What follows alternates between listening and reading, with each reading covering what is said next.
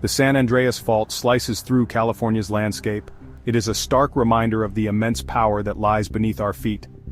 This geological rift, stretching over 800 miles, marks the boundary between two colossal tectonic plates, the Pacific Plate and the North American Plate. These plates are in constant motion, slowly grinding against each other. This movement creates immense pressure along the fault line. Like a tightly wound spring, the fault stores this energy until it can no longer be contained. The San Andreas is a strike-slip fault. This means the plates move horizontally rather than up and down. Imagine sliding two pieces of sandpaper against each other. That's similar to how the Pacific Plate and the North American Plate interact. The friction creates stress. This stress builds over time, eventually releasing in sudden, violent jolts, earthquakes. The fault structure is complex. It's not a single crack, but a network of interconnected fault lines. These lines snake across California. They create a zone of seismic activity that impacts the entire region. Understanding the San Andreas Fault is crucial. It's not a matter of if a major earthquake will occur, but when. The San Andreas Fault is a constant reminder. The Earth is a dynamic system. It's crucial to understand the forces that shape our planet. This knowledge can help us prepare for the inevitable tremors that await. The San Andreas Fault has a long and violent history. Earthquakes have shaped California for millennia. The 1906 San Francisco earthquake stands out as a stark reminder of the fault's destructive power. This magnitude 7.8 earthquake devastated San Francisco. Fires raged for days, fueled by broken gas lines. The earthquake and its aftermath killed an estimated 3,000 people and left a city in ruins. The 1989 Loma Prieta earthquake, while less powerful at magnitude 6.9, caused significant damage.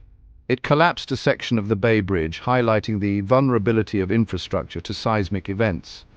These past earthquakes offer valuable lessons. They underscore the importance of preparedness and the need for resilient infrastructure. Scientists warn of the big one, a massive earthquake that could occur at any time. This hypothetical earthquake, estimated to be magnitude 8 or higher, would unleash unprecedented devastation. The impact on densely populated areas like Los Angeles and San Francisco would be catastrophic. Buildings would crumble, bridges would collapse, and fires would erupt.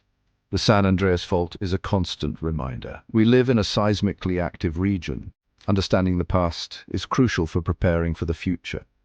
By learning from historical earthquakes, we can take steps to mitigate risks and build a more resilient society. While we cannot prevent earthquakes, we can significantly reduce their impact. Strict building codes are crucial in earthquake-prone regions. Modern buildings are designed to withstand significant seismic forces.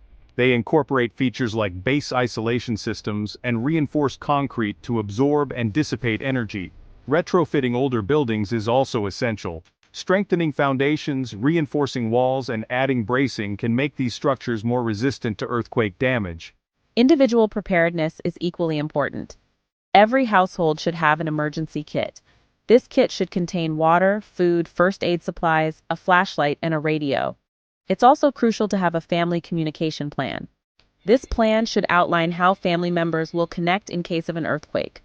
Emergency response strategies are critical for minimizing casualties and damage. First responders need to be trained and equipped to handle mass casualty events. Hospitals need to be prepared to treat a surge of patients. Communication systems need to be robust and redundant to ensure reliable information flow during an emergency. Preparing for earthquakes is an ongoing process. It requires a multi-pronged approach that involves individuals, communities, and government agencies. By investing in building codes, retrofitting, and emergency response, we can create a safer future for everyone living in earthquake-prone regions.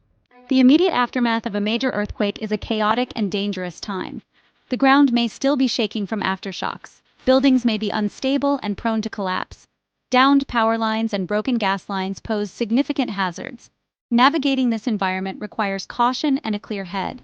If you are inside during an earthquake, the safest course of action is to drop, cover, and hold on. Drop to the ground, take cover under a sturdy piece of furniture, and hold on until the shaking stops. Once the shaking has subsided, check yourself and others for injuries.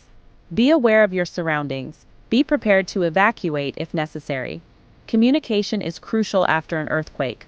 However, phone lines may be down, and cell towers may be damaged. Text messaging often works when voice calls fail. Having a designated out-of-area contact can help family members connect. Recovering from a major earthquake is a long and arduous process. It requires a collective effort from individuals, communities, and government agencies. But by working together, we can rebuild our lives and our cities, emerging stronger and more resilient from the rubble.